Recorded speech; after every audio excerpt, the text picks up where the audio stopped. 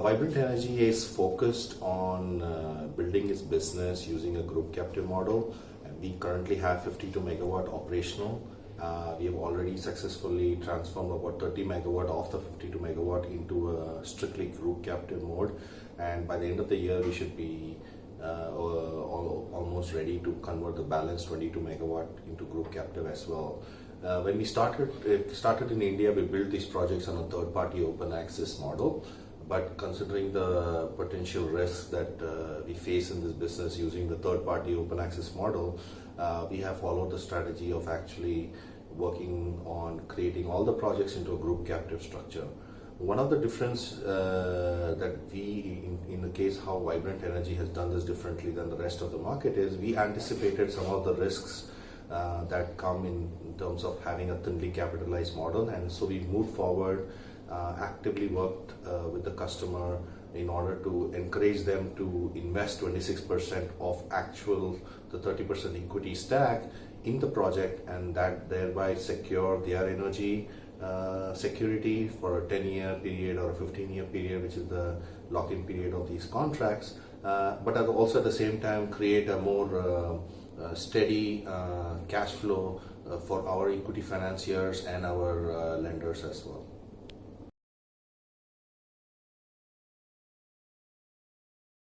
The C&I utility group captive market is in a very nascent stage. We believe that it requires all the support from various stakeholders, the government, the industry players, the regulators, and the proposed amendments is actually a very welcome move. Today, unlike the third-party open access, under the proposed amendments, it will be very clear that if the consumer invests 26% of the equity, 30% equity stack in the project, he will not be exposed to impact of cross-subsidy charge, and that could really give him a clarity as to what that energy savings will be. At the same time, that same clarity is required for the equity investor as well as the debt investor, and these proposed amendments will help to give that clarity. So I think it's a welcome move. We really hope that we build a lot more clarity as we finalize these amendments. And one of the things, like, it shouldn't be in the situation like, oh, the customer enters into this group captive mode, but at the end of year 6, the DISCOM ends up putting an additional surcharge of an additional 80 paisa, which actually destabilizes the entire revenue model, both for the equity debt holders as well as for the consumer. And that is something that the regulators will have to be careful about.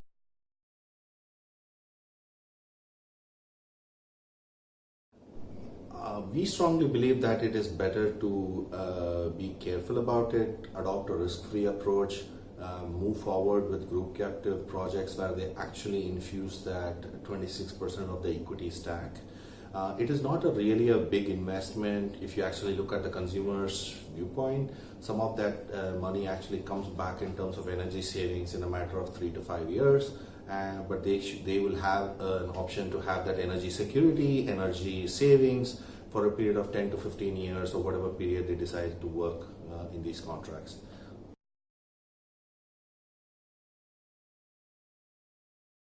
As of today, the consumers have essentially 3 options. They can choose to go for a strictly third-party open access model where they don't put any investment.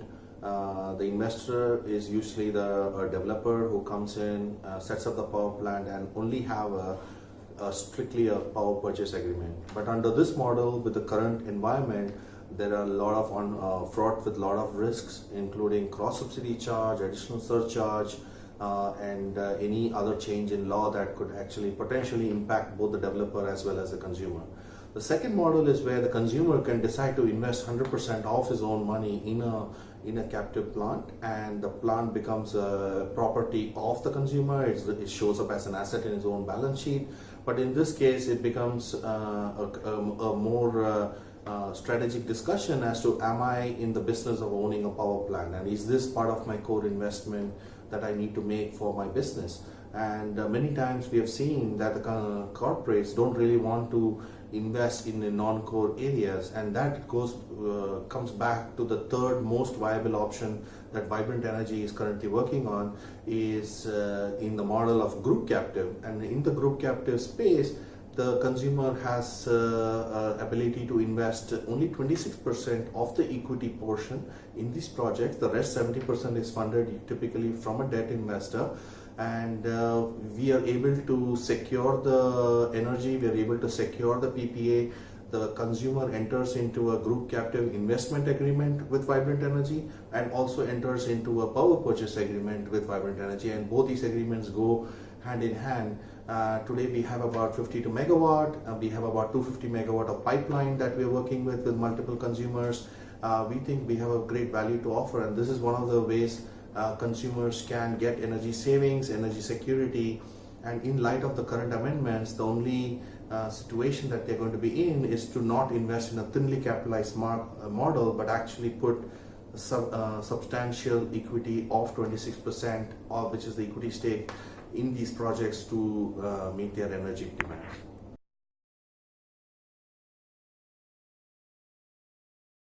It is actually a right concern that many times CNI consumers are very careful about which counterparties they are dealing with. In our situation, Vibrant Energy is a fully owned subsidiary of ATN International. We are a $1 billion market cap company with a large presence in telecom infrastructure and renewable energy infrastructure. So that pedigree actually helps when we go to meet these customers. Additionally, one of the things that we do is in terms of the contracts, we are very careful about how we structure these contracts. These contracts usually have a call option and put option built in. So in case there is any issue with the developer in terms of the bankruptcy or have any exceptional circumstances, the consumer always has a right to terminate the investment agreement, take back the money, surrender the shares back, and surrender the 26% shares and take back his investment. At the same time, also terminate the PPA. The developer also has a similar call and put option agreement built in. So if a consumer goes bankrupt or if there is an issue at the customer side in terms of payment, or it ends up into exceptional circumstance, the developer can also invoke that same right, return the capital, the 26% capital back to that consumer, take back the shares, and maybe choose to go and allocate that same energy to another third-party consumer and enter into a new group captive agreement at new terms with a new consumer.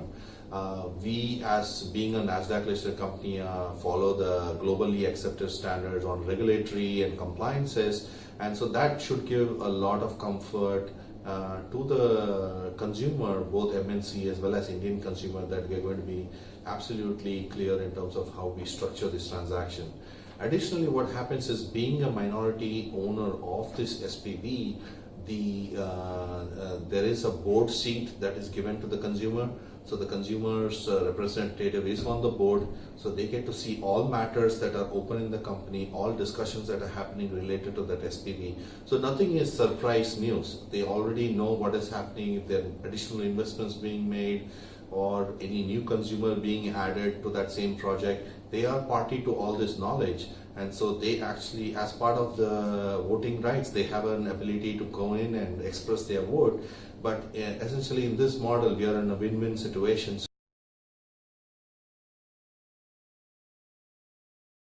Change.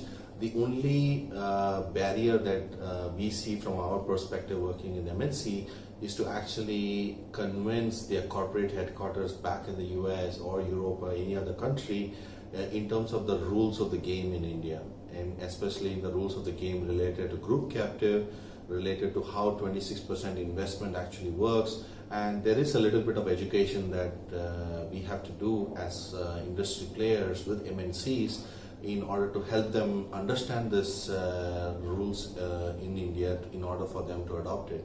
But if they're able to get over this barrier and actually create a structure where they are ready to invest that 26% in terms of a group captive structure, the sky's the limit, right? They can really go in, bringing in a whole aspect of energy savings, energy affordability.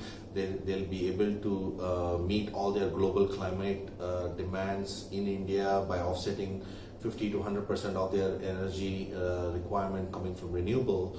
And it can really create a revolution of sorts, because MNCs can actually inspire other Indian corporates and traditional SMEs in India to also follow the route of actually adopting renewable energy.